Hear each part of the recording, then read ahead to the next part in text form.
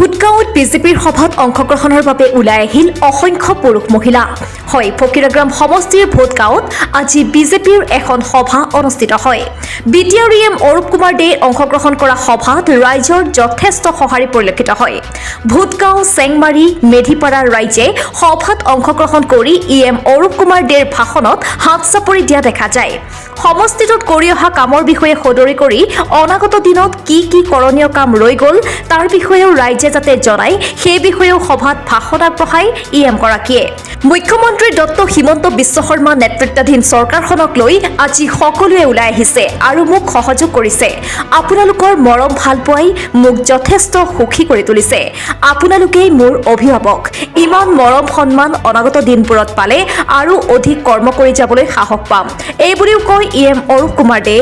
ইপিনে সমষ্টিটোত অনাগত দিনত হাজাৰ হাজাৰ মানুহ বিজেপিত যোগদান কৰিব বুলিও আশাবাদী EM গৰাকী।